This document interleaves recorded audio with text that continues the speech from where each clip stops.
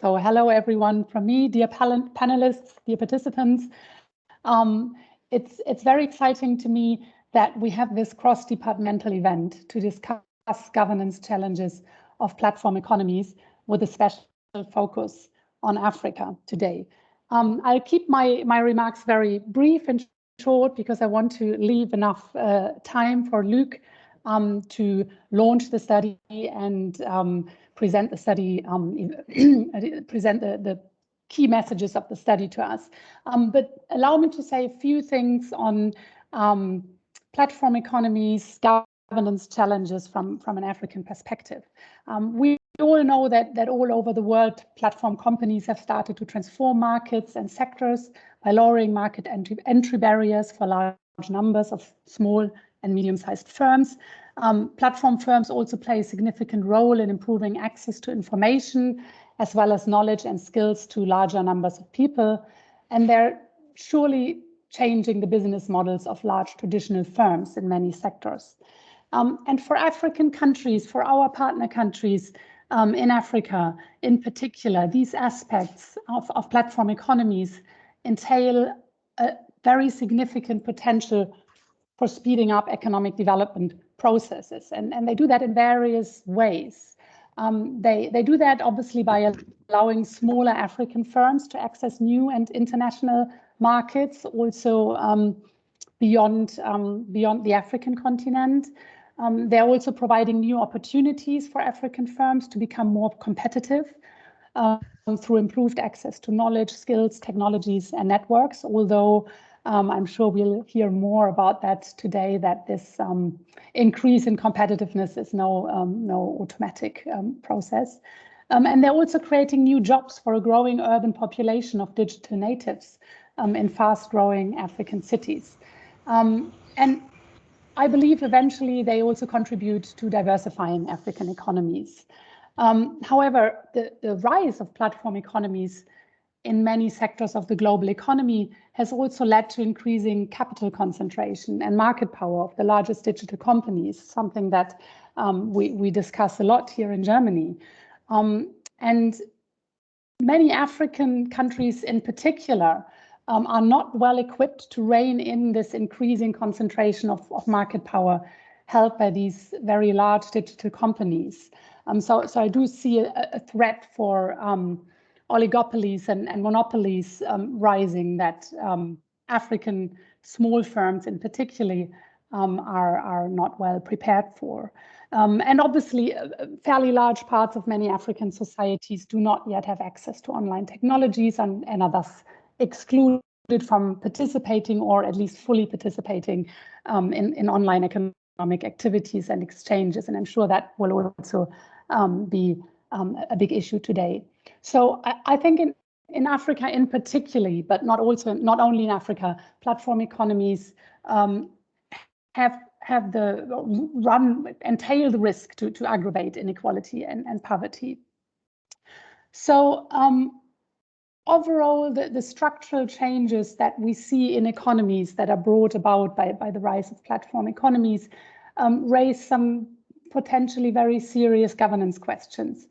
And I think it is fair to say that some of these challenges are especially acute in African countries, even though European and other countries are far from having solved these governance challenges.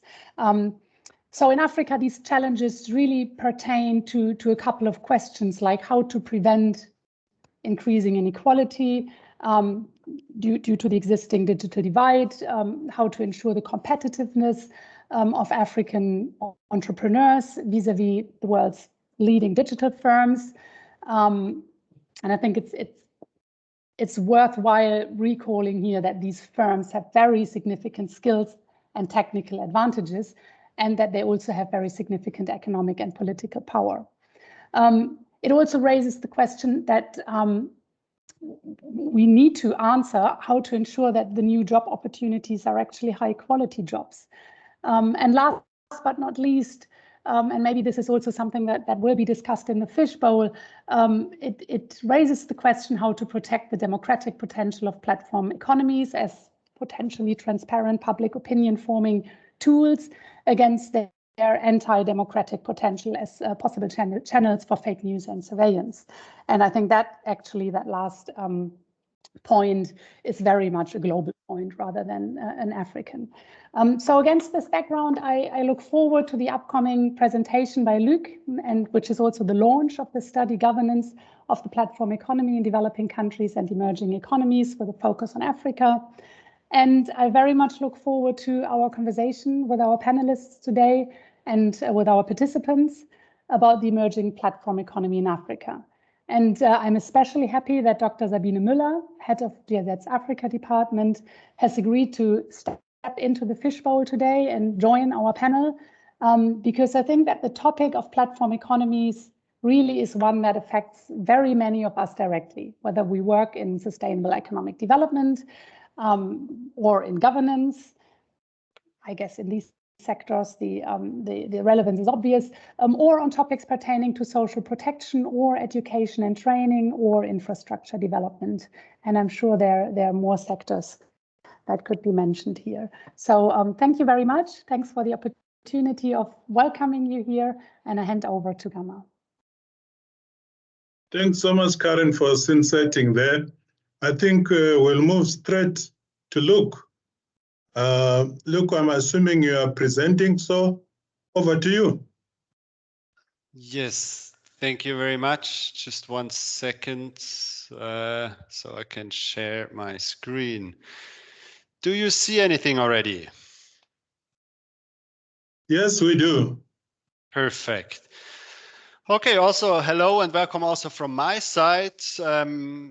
As announced already, my name is Luc Wüst. I am here today in my capacity as a member of the Emerging Market Sustainability Dialogues program here at GIZ. And it's a great pleasure to launch our study on the governance of the platform economy in developing countries and emerging economies, where we put a special focus on the African continent. I am here today to give you a short overview over the study, which is based on a survey, on a global survey with development and international cooperation professionals.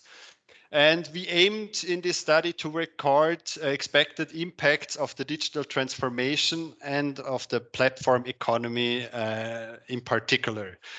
Maybe just one preliminary address. In this study, we aimed at identifying governance challenges for the platform economy rather than answering them. It should be a basis of discussion, opening the discussion and flesh out the discussion with facts, figures, and also pointing to governance challenges for policymakers and governments in how to actually shape the platform economy. As Karin already gave a nice introduction and already pointed out, and we are all, I think, very well aware of, the digital transformation is rapidly changing the way we produce, we consume, or we interact with each other. More and more, we are transferring our lives into the ether. I will give you just two examples, two short examples, to see how rapidly actually digitalization is advancing. On the left side, you see that we have a strong growth, an exponential growth of data traffic since 1992 to 2022, which is really just out of this world. I don't want you to focus on the data, just on the growth. On the right side, we see that between 2005 and 2019, we already tripled the access to the internet globally. And digital platforms are the central mechanism of the digital transformation, enabling new forms of transactions and social interactions. Digital platforms are becoming the central business model of a data-driven economy. As you can see, 7 out of the 10 most valuable companies in the world are based on platforms. It is expected that over 30% of global revenues generated by companies will be achieved with the aid of platform models. What is more, platform the platform economy has a tendency to monopolies and oligopolies. The companies working as a platform have very strong positions in their markets. For example, Google combines 90% of all internet searches. Facebook holds over 2/3 of all social media markets in the world. And one number that struck me particularly very strongly is that Google today offers more than 9 products to more than 1 billion customers. So that's basically combined 9 billion customers in different products. However, I am getting ahead of myself. I think it would be good to quickly give a short definition of what we understood in this study as a platform, so we're all on the same page. So digital platforms provide the mechanisms for bringing together a set of parties to interact online. Transaction platforms are markets with an online infrastructure that supports exchange between a number of different parties. And as I already said, they have become a core business model for the major digital corporations, but also as well to the sector. Heads up. Of course, I will try to shorten my presentation a little bit so it's going from my time. Well, so the platform economy platforms, they offer tremendous potential for sustainable development. I will show you now on the basis of some facts and figures that we collected from other studies and in the internet, a little bit the opportunities and challenges of the platform economy. So as I said, there is tremendous potential for new innovative services, for technology leapfrogging, innovation in general, also in business models, and also, of course, to create new employment opportunities. So we see on the left in the global south, an estimated 30 million workers have found jobs through platforms in 2019. Also, platforms and mobile money gave access to a lot of people to financial services. So we have over more than 1 billion mobile money users, with a lot of them actually in sub-Saharan Africa. However, we need to see as well that the digitalization and platform economy in particular has ambiguous effects. And if it is to achieve sustainable development for all, it raises challenges to policymakers and governments. Just one example, we get more jobs, but how do we guarantee that the gig economy does not lead to precarious labor relations? How to guarantee that the platform economy and the digital transformation offers opportunities for all, and not just for industrialized countries, well-connected urban areas, or men? How to avoid that social media platforms generate unbalanced, unmediated information bubbles and contribute to misinformation. So as we see in the middle example, that 79% of Brazilians use WhatsApp as their primary source of information. How to assure that the digital technologies fulfill the promise as main pillar for resolving the environmental crisis, rather than contributing to it in the same level as the entire international aviation. These are just some questions that policymakers should think about when regulating the digital economy, and also some questions that raised our interest in conducting this study. So we decided to dig deeper and get a better picture of what development professionals around the globe expect from the digital transformation and what policy dimensions they deem priority. We conducted a survey with the community of the GIZ Global Leadership Academy, as well as the alumni of the Managing Global Governance Academy at the German Development Institute. We got 68 decision makers and thought leaders in 26 countries and 4 continents to participate in our survey. In the following slides, I will give you a quick overview on what we asked the participants and the results of the survey. So first of all, of course, we asked them, what do you expect the digital transformation? How will it play out and how will it affect your countries? And most of them, of course, expect the profound changes in their countries.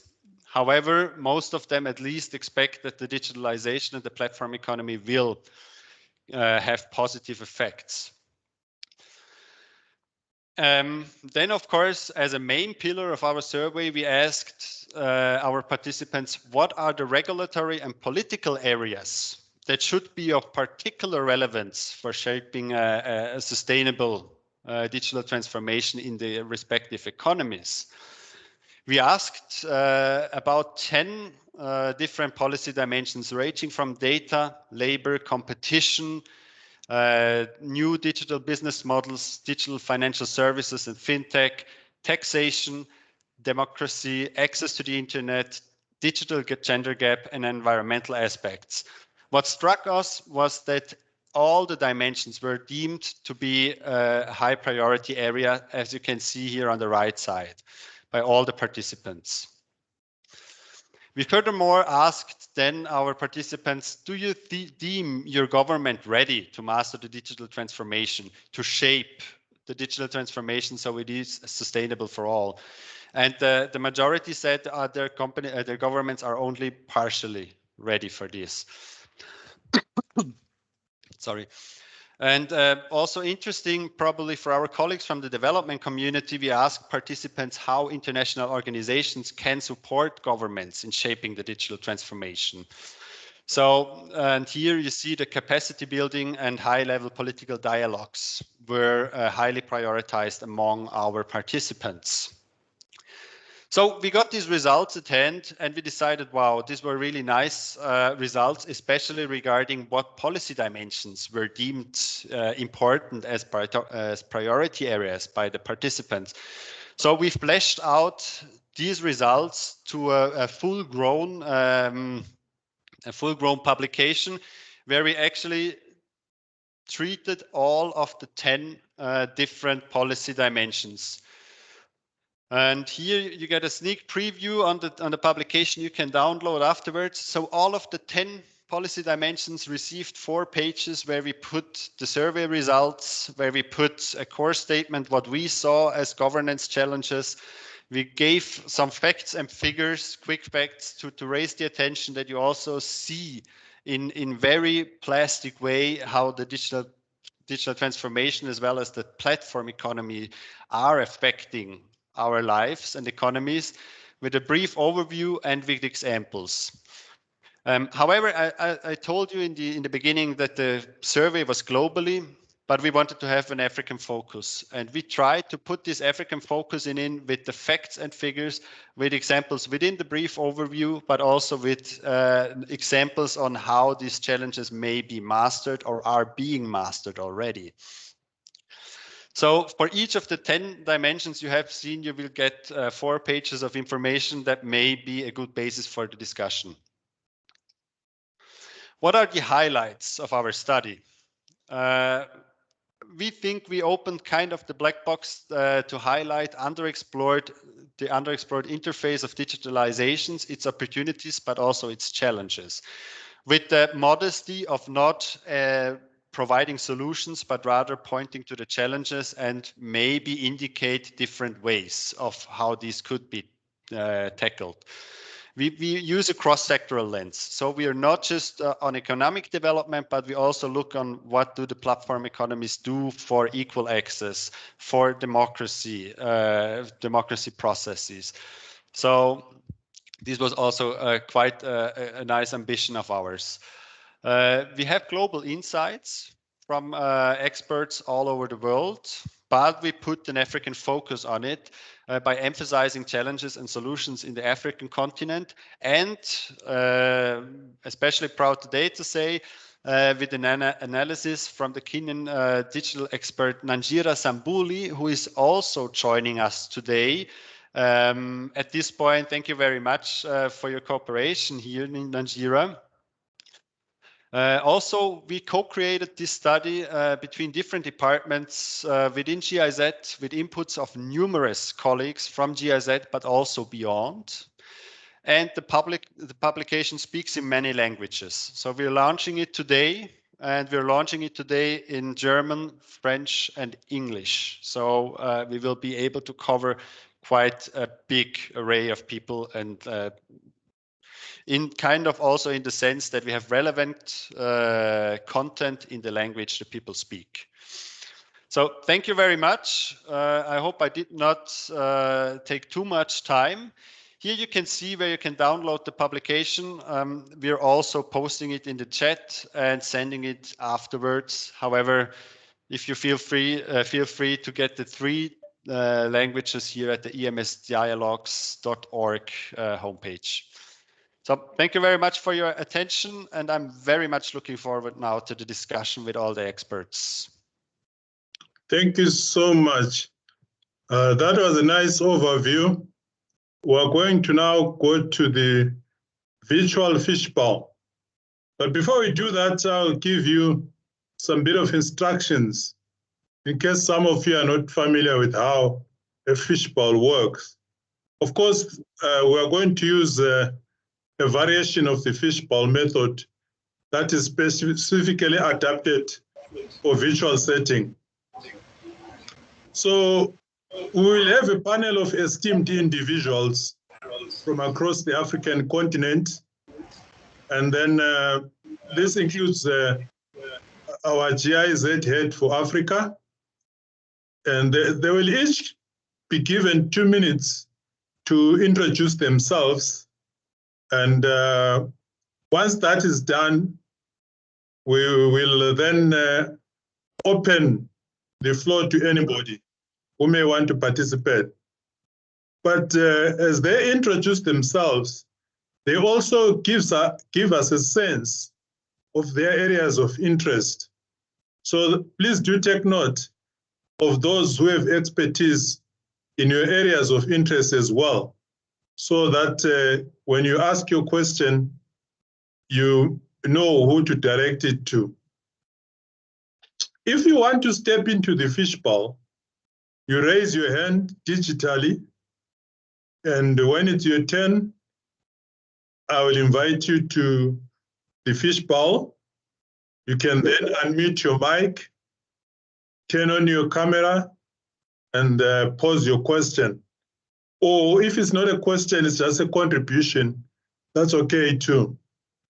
Please remember to make your input concise, not more than 2 minutes, and limit it to 1 question. I know some of us, once we have the platform, we want to ask 10 questions. That's not going to work because we want as many people as possible to have a chance. So we are tracking time. If you see the clapping of emojis coming up, I think there'll be 2 emojis. It's a sign you have spoken for more than 2 minutes. And we are kindly asking you to finish at that point and step off so that the next person can also have a chance. So once your question has been answered, you mute your mic, turn off your camera, and step out of the fishbowl. If you have another question, you can always come back by following the same procedure where you raise your hand digitally. And also, when you pose your question, please note that the panel members were not involved in the preparation of the study. Therefore, they will not respond to specific questions about the study findings. However, they will respond to general platform economy issues and provide insights based on their expertise and experience. So I would like then to invite my panel members to introduce themselves. We'll take a round robin, each one having 2 minutes to introduce themselves.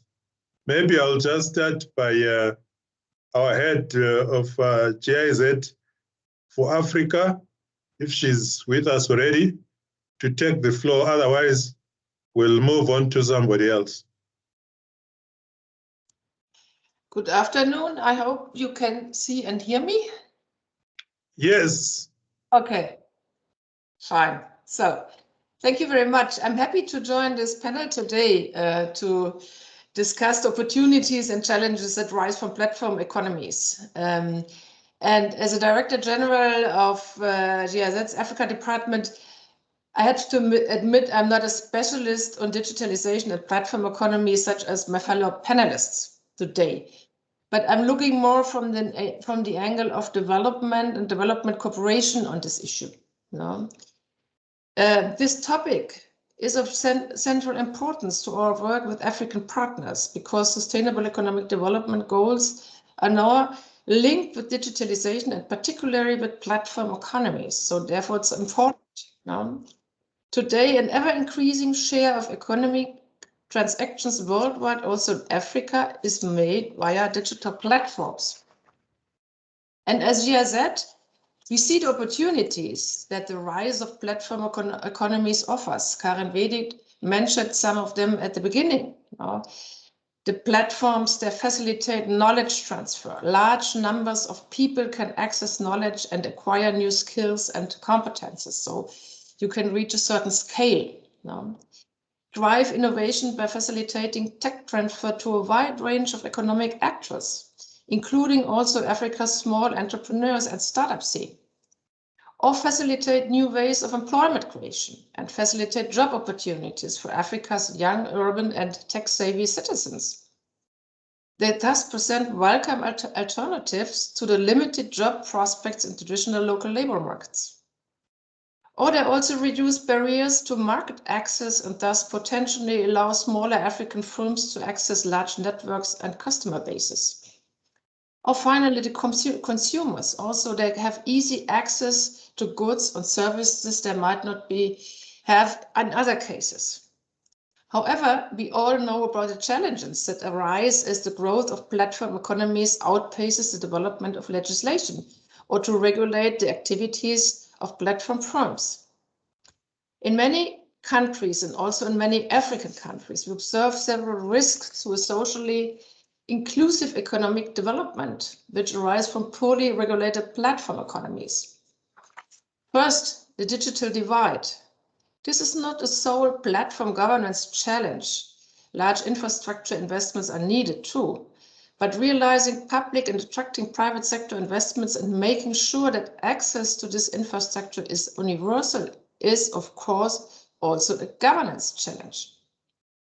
With regard to the opportunities that platform economies offer, I want to emphasize that these opportunities can only be seized if the basic e-skills needed to access the digital world are there. If people have access to the fast internet connections and if they have the necessary digital devices. Second, from a labor supply perspective, job markets with poorly adapted labor laws carry the risk that platform firms with significant market power establish exploitative working relations that enforce precarious work conditions, frequently under the cover of increased independence for workers. Most African workers depend on informal labor markets and have no or limited access to formalized social protection. For these workers, the rise of unregulated platform economies not only offers new job opportunities, but also risks to new forms of exploitation, especially for women, who generally have even less access to social protection than men. These risks are potentially even greater. Thus, we see new requirements for labor laws and social protection as key policy concerns. Third, social protection also means data protection. Digital platforms are specialized in the processing of professional data and generate data that can be of economic value to them. Data become the most valuable resources. Regulation for data security is needed. Overall, we need to be aware that the risks of further widening already existing social economic gaps, because under current conditions, only a very small proportion of Africans can be sure to benefit from the rise of platform economies. And as a last point on the sustainability of platform economies, with regard to the environmental footprint of platform firms, it is important to note that the environmental implications of digitalizations are real, especially the immense energy needs of the servers that power platform firms. Therefore, I look forward to the discussion with my fellow panelists and also with the participants of today's virtual fishbowl. And I hope that we will make a small step forward towards a better understanding of the type of governance we need in order to make platform economies inclusive and sustainable. Thank you very much. Thank you so much for that. We'll move on straight to Steve. Steve, are you there? Here. I'm here. Yes, you have the floor, please. Yes, thank you. Good afternoon or good morning, wherever you are in the world. So my name is Steve Chumba, and I am the Executive Director of Active Spaces, which is the first tech hub in Cameroon. We are now operating in 3 cities, in Boya, Douala, and Bangante. And our main job is really to help entrepreneurs, tech entrepreneurs, transform their ideas into sustainable businesses. So talking about platform economy, it's something that we do on a daily basis where we help entrepreneurs build this platform.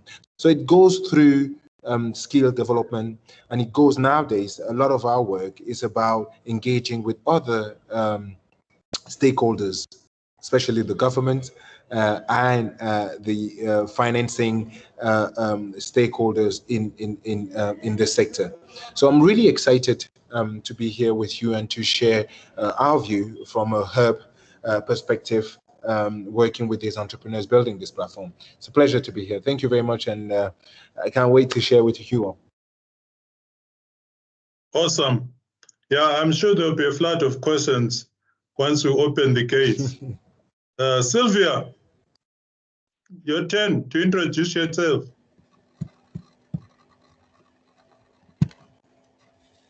Good morning, good afternoon, good evening, everyone. Depends on where you're dialing in from. My name is Sylvia Mukasa.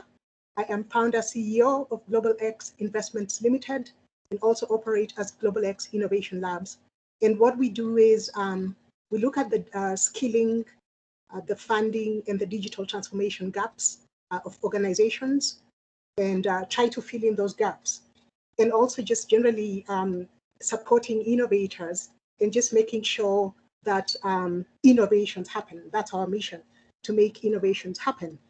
I also head the Kenya chapter of Women in Tech Africa, which is a Pan-African organization that seeks to connect women in Africa and also in the diaspora as we try to build a digital economy in Africa and also support entrepreneurs.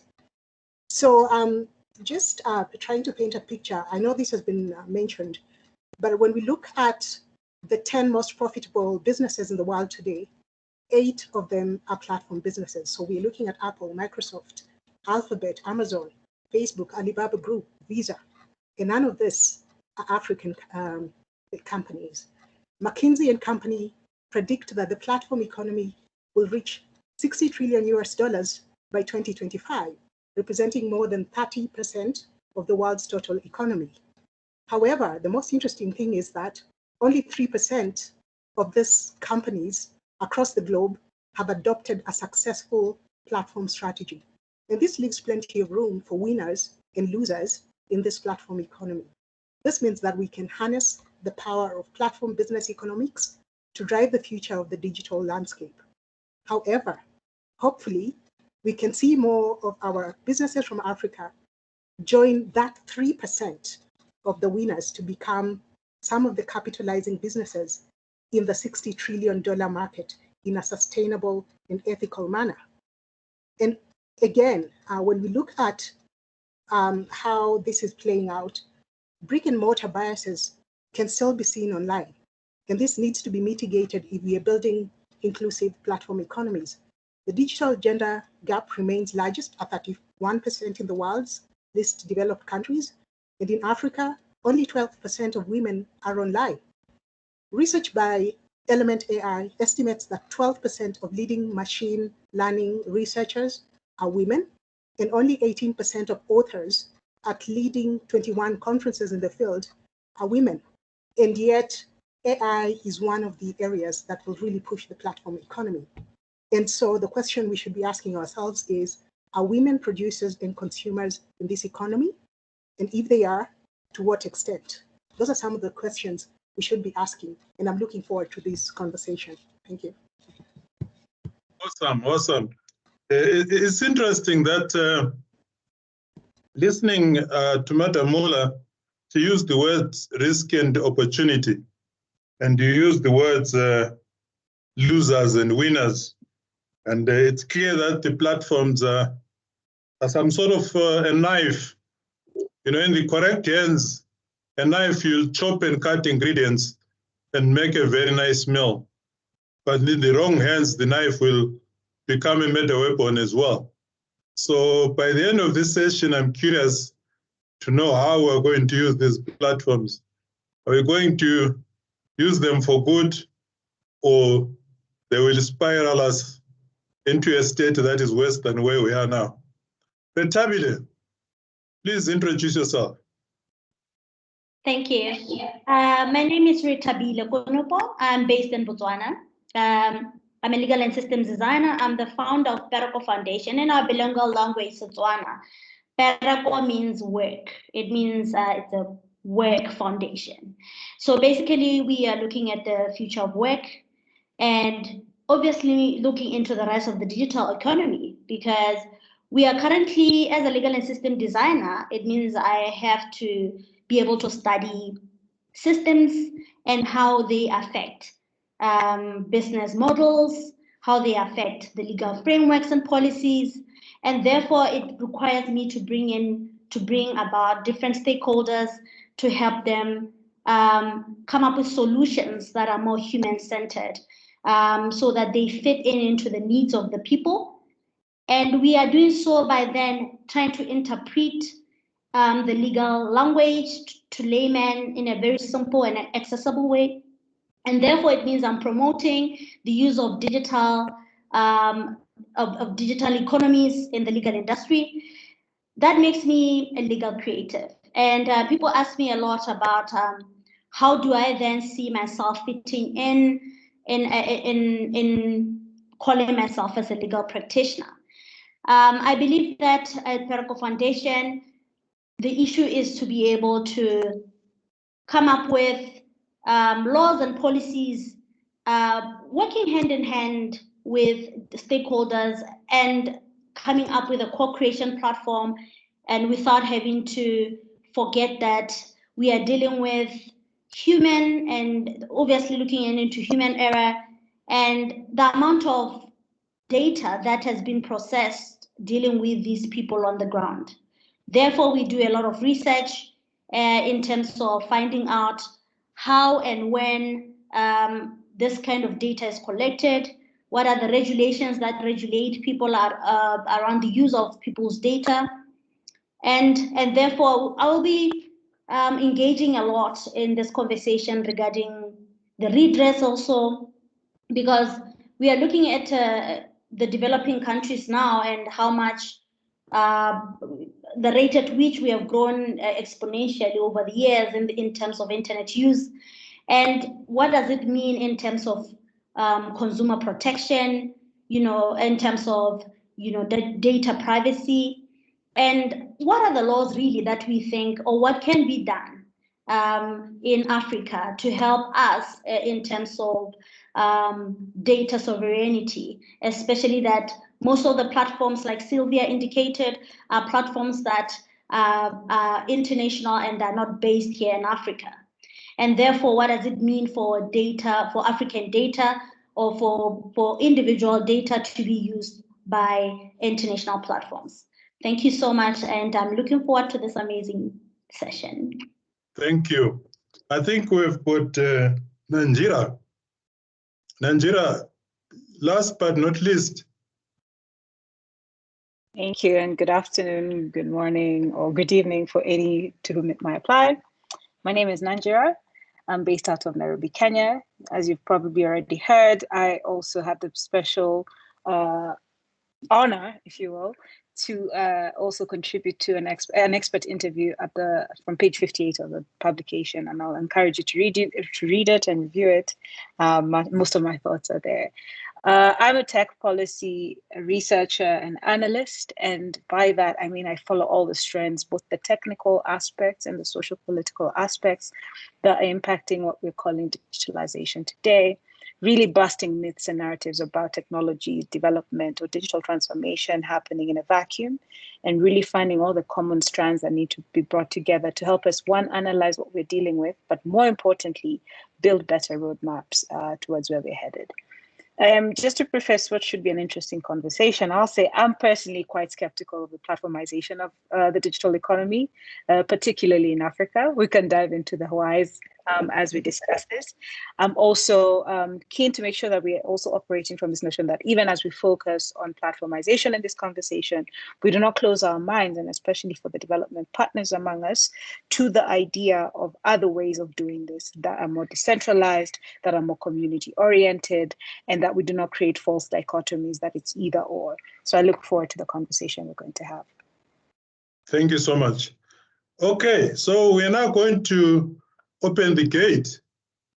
And I'm just checking here if there's anybody who already wants to walk in. I'm sure the Secretariat will inform me if there's anyone. In the meantime, let me just reiterate that you can pose your questions via the chat as well, especially to our Francophone audience who can also log in and listen via the Applio app, and then they can post their questions in the chat in French, and our great Secretariat will convert them to English, and then I'll read them out in the Fishbowl. But in the meantime, let me just check with Luke. Luke, do you have anybody who wants to walk in and ask the question? So far, no hands up. I see one hand up. Sorry, there is one. Yes, I was just scrolling down the list. Patrick, please, floor is yours. So just to reiterate, colleagues, when you come in, you ask one question, not 3 or 4 questions, just one, and keep it under 2 minutes. Over to you, Patrick. Okay. You can turn on your camera, by the way. We'd love to see you. I think it's on. This is also an opportunity for us to make friends. We can see him. Okay, Gamma, maybe you're the only one who can't see me, but thanks. No, I can see you now. Yeah, okay. No, thanks. Thanks very much. I think for me, part of the challenge around the digital platforms and the digital economy is basically balancing the challenges and the opportunities. I think from all the presentations that have come through and all the statements is that there are a lot of opportunities, but there are also a lot of risks. And I think you can look at them both at the national and the global level. But for me, my question would be rather on the global level, because I think we already exist in a context where there are power differentiations, not just within economies, but also within the global power structures, within governments. And when you look at the digital market itself, it's already uneven at present, which kind of emulates the situation even before the digital platforms. So my question is, what are some of the possibilities, particularly around the digital platforms, for transforming the global relations rather than actually exacerbating them? Thanks. Yeah. So I wasn't sure whether that's a question or an input, but is there any of my panel members who wants to react to that? If there is, I'm happy to. Just unmute yourself and go for it. Sure. I think it's a good question and an important one to keep in mind, because I think there are multiple paths here. We're already seeing, by way of example, that some of our countries, African countries, are trying to assert their sovereignty or their power to sort of govern these platforms, and that shows a flex of political might, if you will, to rein in these platforms or assert themselves in the global relations. However, it is tricky if the operations, the technologies, the executives that should be answerable to any government are so far removed from your own, which creates an important challenge today in how we talk about the governance of these platforms. On the other hand, we have an opportunity, and especially as emerging markets, to use that as our strength. We may not be the developers of these platforms, but we do have the markets that these platforms are eyeing to grow towards. So that you see a company like Google and Facebook is not just being a social media platform in Africa, parts of Africa anymore. They're also going into infrastructure, just shows the might and the potential we have as markets. So therein lies an opportunity for our governments to look at this as a whole of government policy making approach.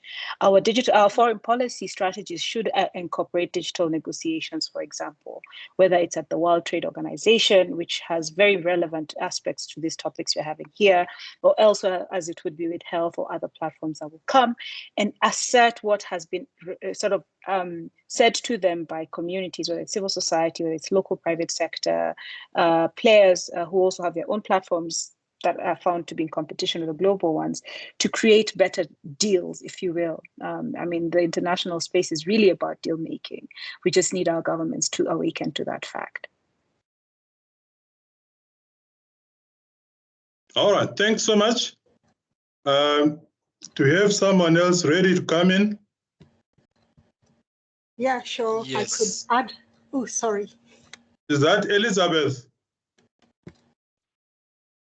Hi, no, this is Elizabeth. Let me turn on my video. You did say you wanted to see us.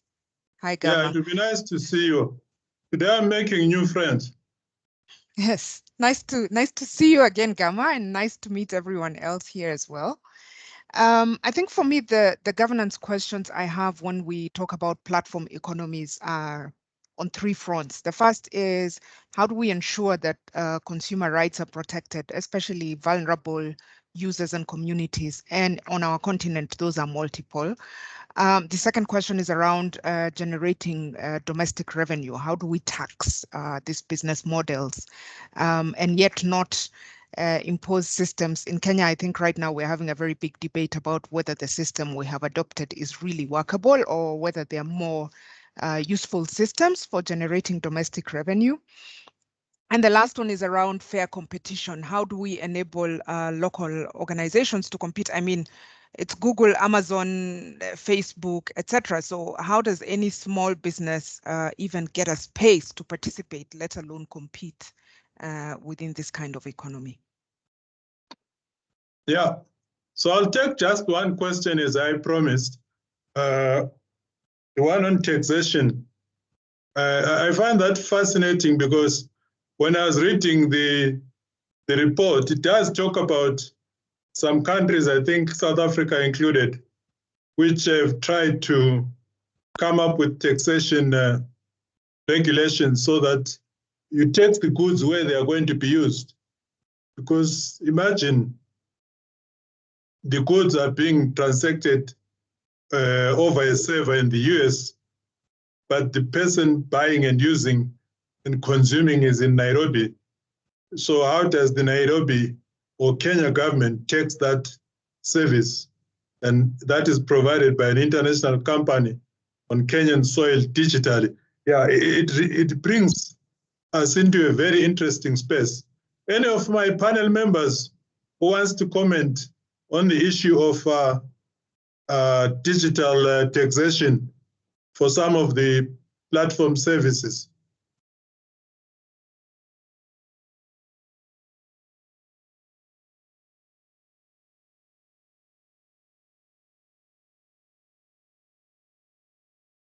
Yes, thank you so much on that, and Elizabeth. I thought, you know, the question really is not about taxation, really, to say. It's about how do we then get to enforce certain legislations that, you know, protect consumer rights or also regulate the seller. Because when we look at consumer protection legislation, we should be able to look into neutrality. That is, provisions should be effective, regardless of the means of commerce. Because I see right now, if I'm selling hot wings online, and people are collecting them or probably I'm delivering them, but yet I don't have a platform where we get to pay digitally. I think there should be a way in which the government can regulate to say, I'm aware that you are selling, but you are doing your advertisement on a digital platform. But then how do you then get to be open about how much you are making? Then that also gets to take us to, do we have a system in place to make sure vendors or street vendors, or I'm talking about Africa, street vendors and even people who sell in the markets, do they have bank accounts? Do they have, are they registered through, do they have their business registered through certain regulators? Because the idea then of paying tax is not that the enforcement is not there. The issue is that how is it done to get people to fully disclose on their businesses and how they interact with people digitally. I think that then takes us to say, do we think that we are already where we should be able to fully utilize online payments, especially looking into financial services, to say, do we have, especially in Southern Africa, we do have platforms where we could be able to pay online, but are the financial services regulated here in Africa? Because most of those financial services that help us get my money, or if I'm using PayPal, but do we have PayPal regulated here in Southern Africa or in Botswana? So that takes us then to, is our government aware of how people are then trading within these platforms? Are we ready for an environment or a business world that is moneyless, in terms of, are we ready for a fluid money system? So I think basically that is what I think in terms of liabilities, government liabilities. It should be able to set out its frameworks to say, you might be selling as a vendor on the street, but you are advertising through Facebook. Facebook takes $1 of my amount to be able to publicly advertise my fed cakes, which I sell on the ground. So yeah. What is the country then benefiting from these platforms? That is the question. Thank you. I'll request my panelists to keep their camera open so that people can see you and direct their questions at you. Let's see. Looks like we do have another hand somewhere. We do have two. First, I would ask Oscar first on the stage. He already had raised his hand, and now again. Okay, Oscar. Oscar, yes. Please go ahead, ask your question or make your input.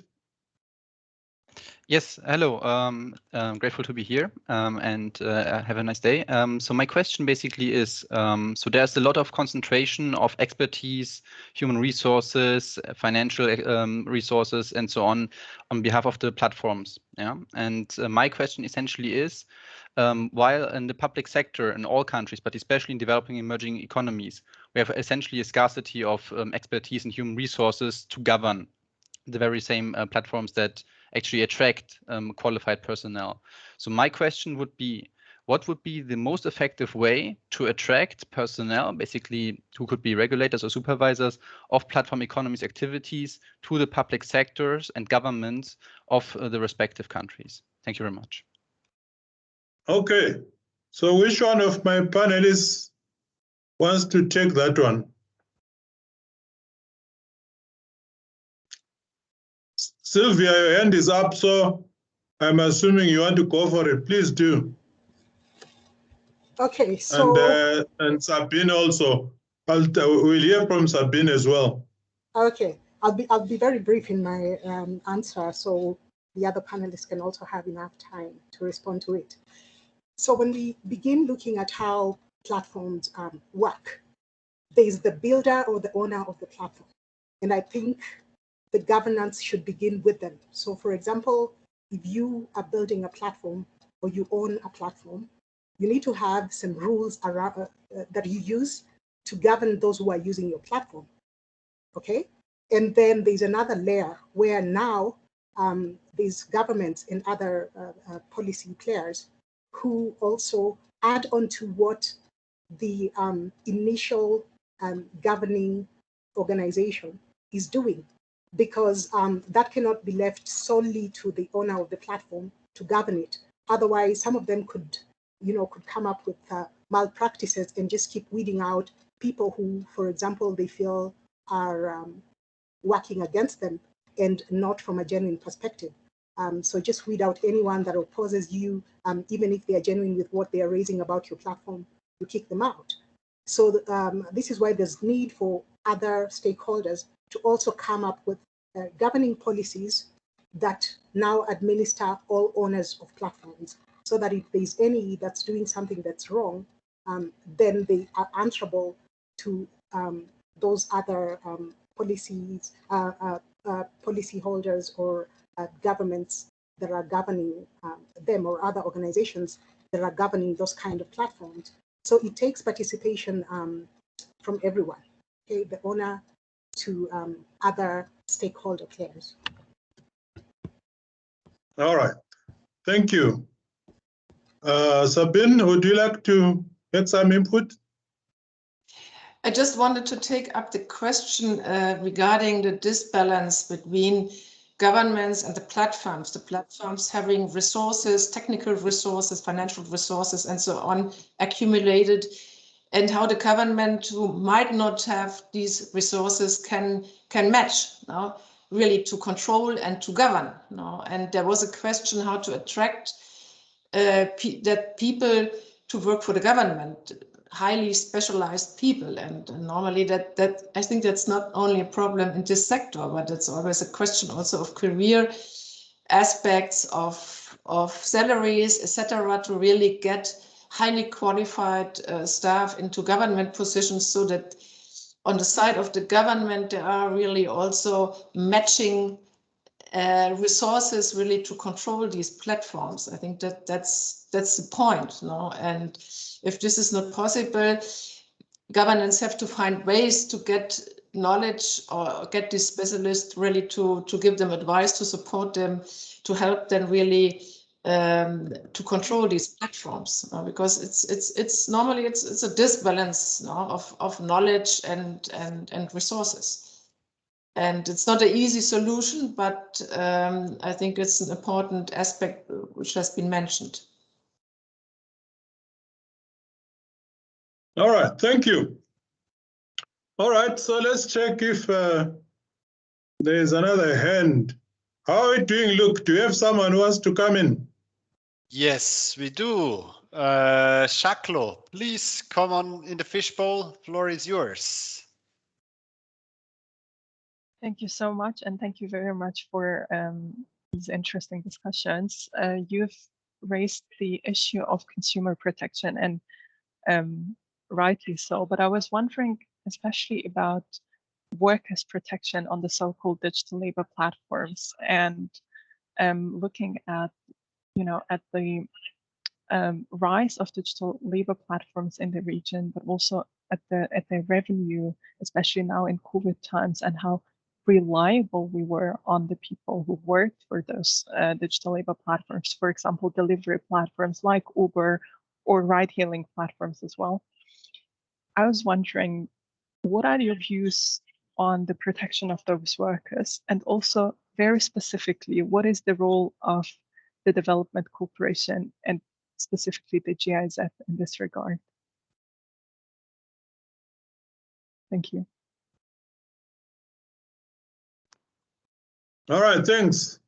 The network wasn't that great for me, but I hope my panel heard you. And Sabina, I see your hand is up. I hope it's not an old hand. You want to react to the comment?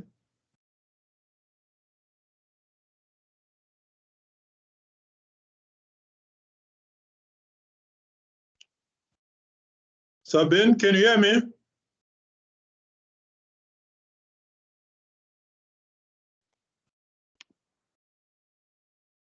All right. Any other panel member? Is there any other panel member who can hear me?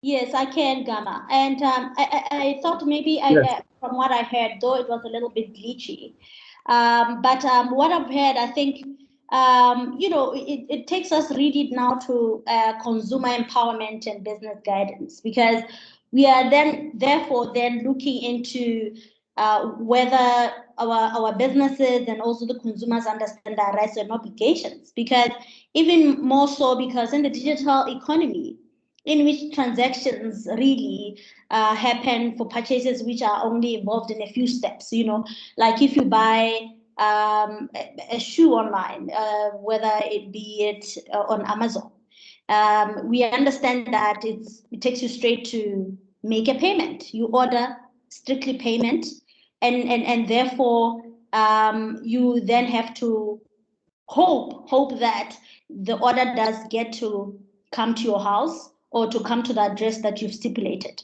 So therefore, I'm sure the digital literacy among consumers or as businesses is very important. It's very key in this stage, because there's need for awareness of their rights and how to exercise them.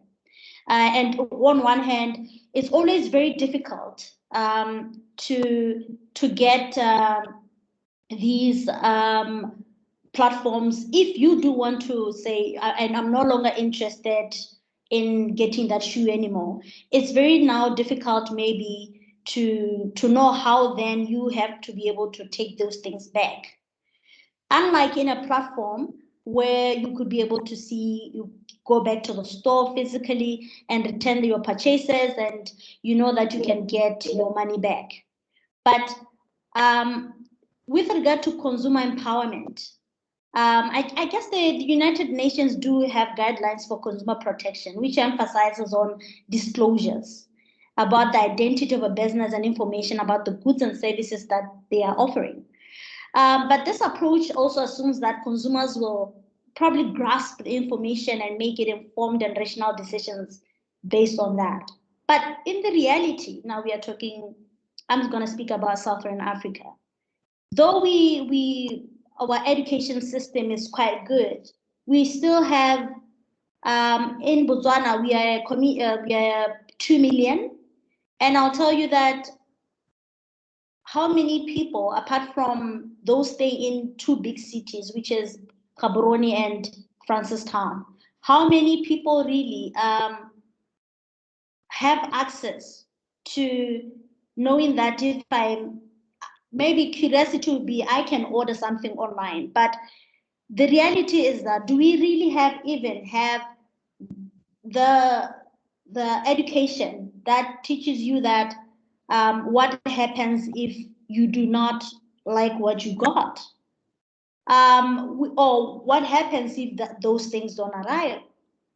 And however, I think the government should be able to design communications to induce, you know, consumers to willingly limit their rights to privacy, because at the end of the day, some of the things that, as with our culture, we are told not to disclose certain things to people we don't know, and yet still we still want to buy items away from our comfort zone, away from our day-to-day dealing with business, and using these big platforms. So I'm only saying that in terms of also protecting the labor rights of the people, it also does get us to, do we have the right education really to get our workers to understand what it means to do a gig for 5 minutes, and what is the entitlement? Because yes. I'd like to end it there. Luke, do you have anyone at the gate? Yes, just maybe one reinforcement. The question was in the end then also what about workers' protection, as I think the internet was kind of glitching for anybody. So I don't know if you want to take up the second part, how to ensure workers' protection of Shaklo's question. We also have Benson. Well, the internet was glitching. Do you want to repeat that part of the question? Yes, as far as I understood, and Shaklo can weigh in if she wants to do it personally again. She was rightly raising the point of that the point of consumer protection was raised here, but then she was interested in how to ensure actually, especially now in the wake of COVID, how do we actually protect also the workers on the front line, right? And what would be the role of development corporations, just like GIZ, for example? So that was in the end her question then as well. I don't know. Hi, this is Getuku here. I'm happy to chime in because my response was tied to that, to Shaklo's question. Yeah, so I'm from Mexico.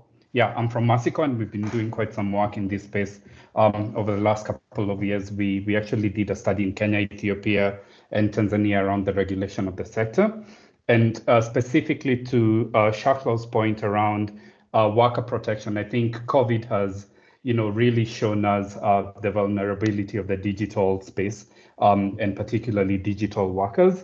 And this is really around, like the labor rights, worker protection, when it comes to things like insurance, protection from shocks, whether that's COVID related or accidents, that come with their work. And what we've seen as a reaction to this, particularly within the portfolio of companies that we've worked with, is really platforms sort of taking this, the initiative amongst themselves.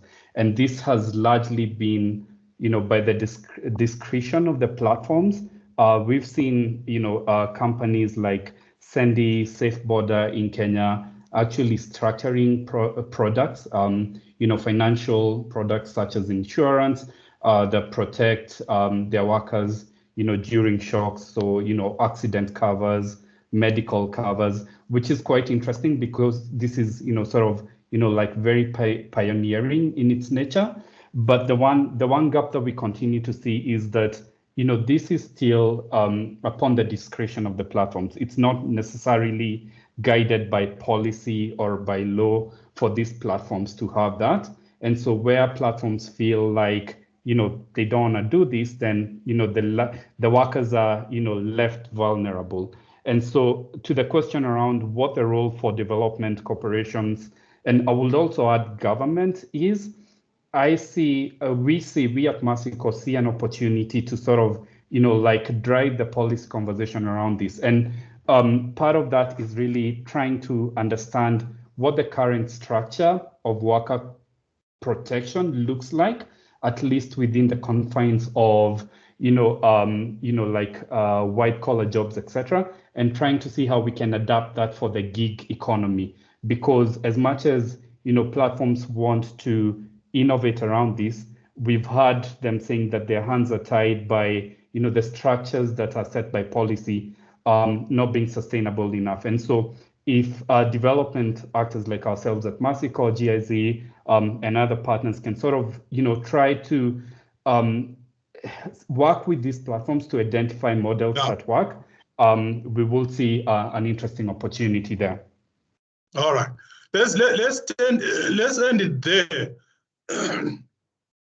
We're nearing the end, and since we are focusing on Africa, we would not be fair to the majority of Africans if we don't talk about the platform economies and formalization or informalization of work. So I'm directing this to Steve. So we know that in informal markets, the platforms represent a first step towards formalizing the labor market on account of registration of workers for formal employment.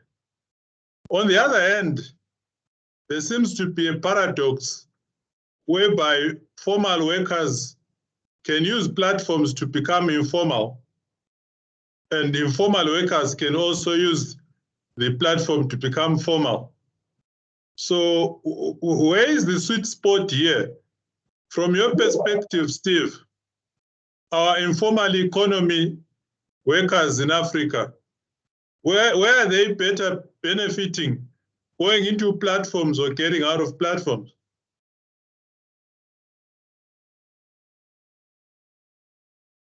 That's a very complicated question, right? But listen, I think the platform economy is doing a lot for the informal sector. On so many levels, you're getting people, whether you are selling a product or a service or whatever, even the informal sector, they're now reaching out to customers that they would not have been able to reach otherwise.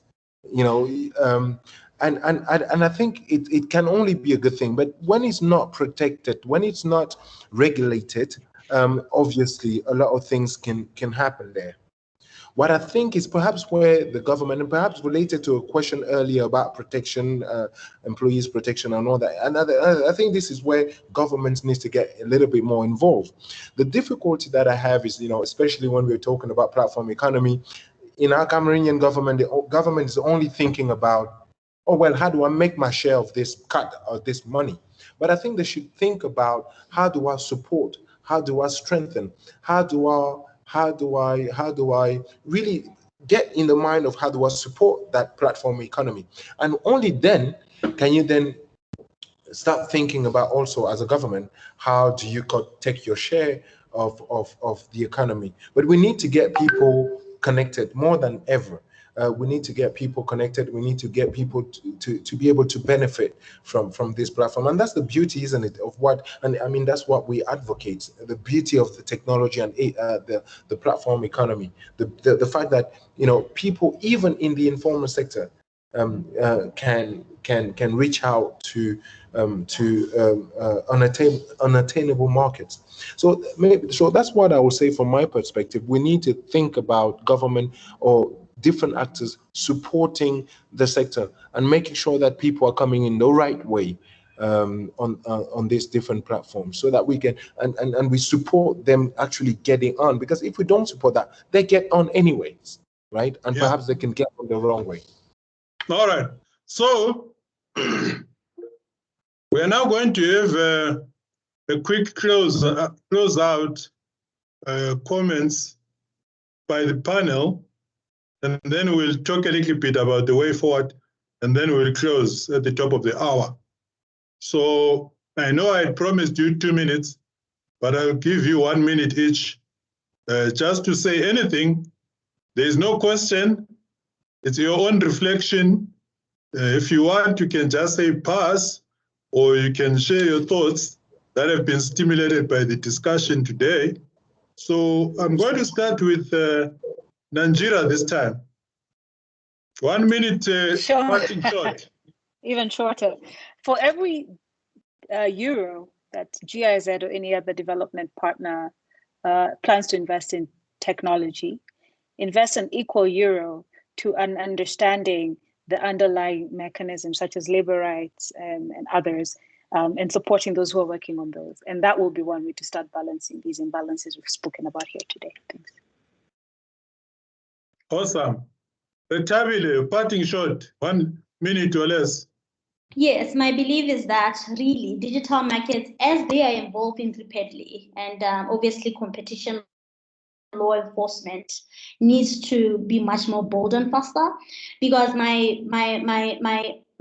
worry is how fast do we get to effect these policies, because it's all you know, what I see a lot in Africa is all about talk and no do, and the reason why we enforce legal design in the whole business interaction with different platforms or stakeholders is for them to realize solutions that work for our own people. I mean, though the economy is moving faster to the digital world, we also should be able to kind of design things that are user-friendly to our own people and our jurisdiction. I think that's my take.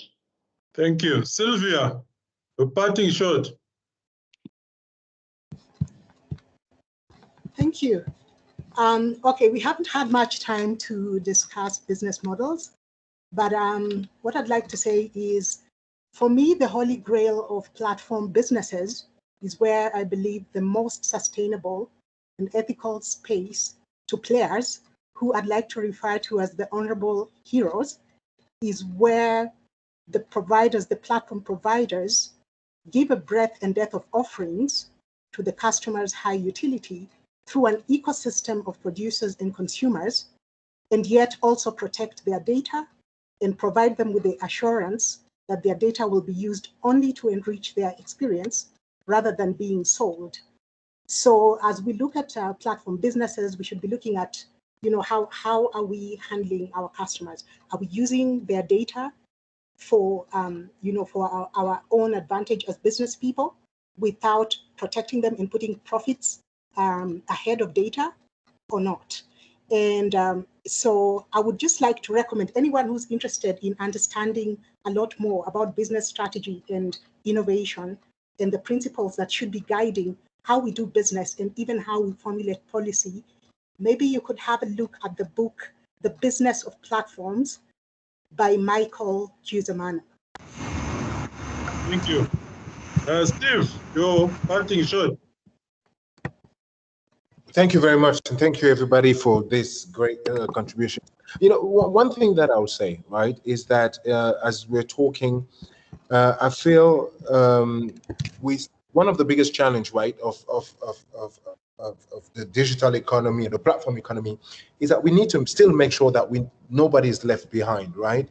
I think we still need to make sure that everybody has access, and by that I mean we need to start thinking about infrastructures as well, because I mean, here in Cameroon, it's good to build an e-commerce platform or whatever, but you still don't have the road to get the product to you, right? So we also need to think about building that basic infrastructure to make sure that everybody has access. So that would be my parting words, really, and just making sure that we get people connected and giving access to everybody.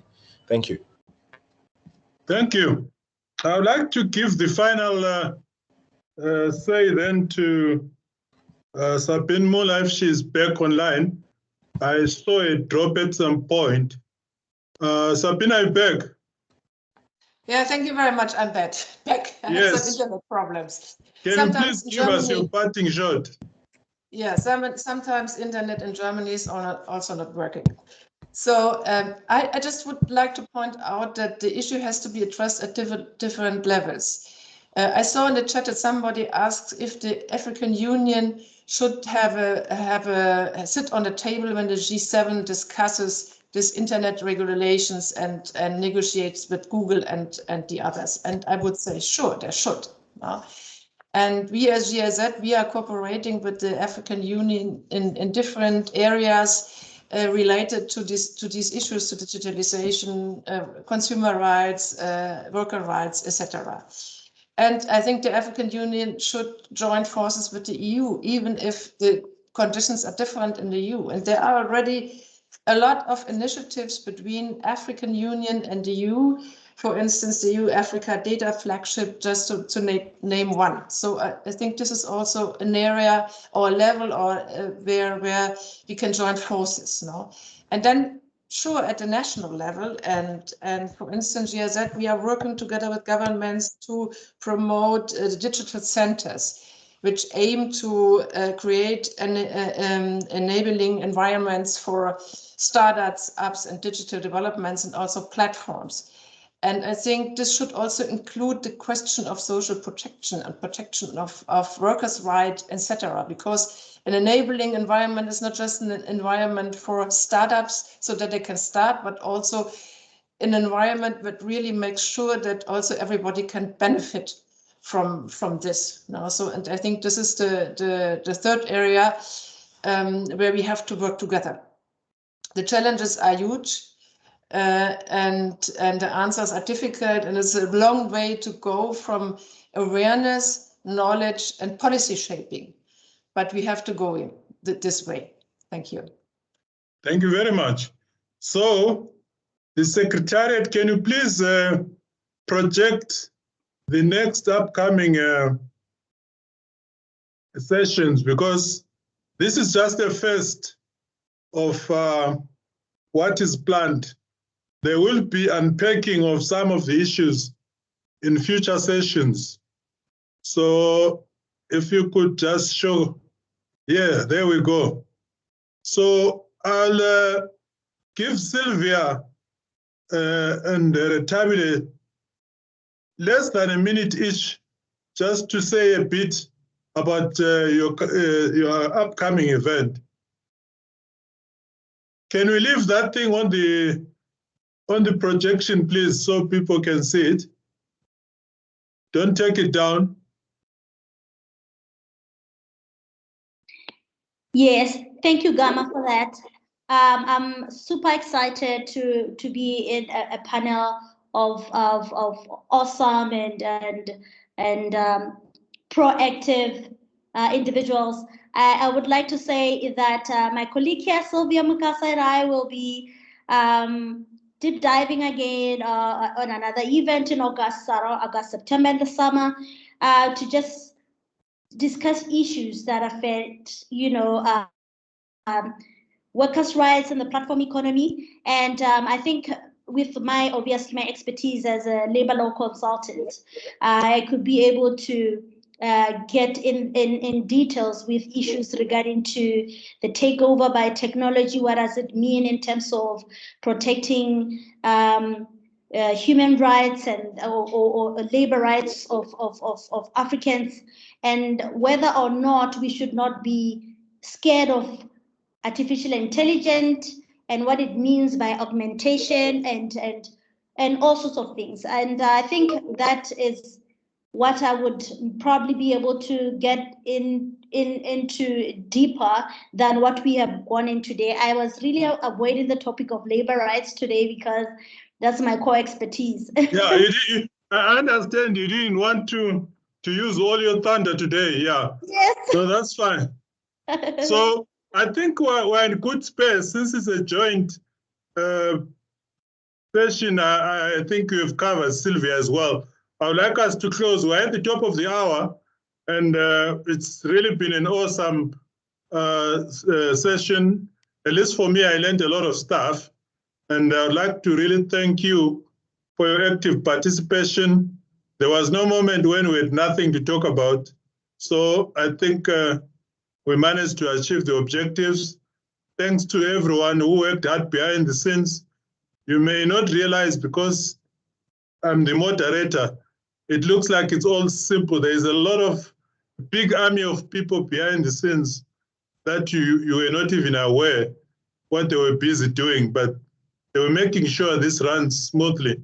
And I'd like to thank you and have a good day, good morning, good evening, whatever your time zone is. Thank you. My name is Kamehle Svanda, Kama for short. I look forward to seeing you in future engagements. Thank you and bye-bye.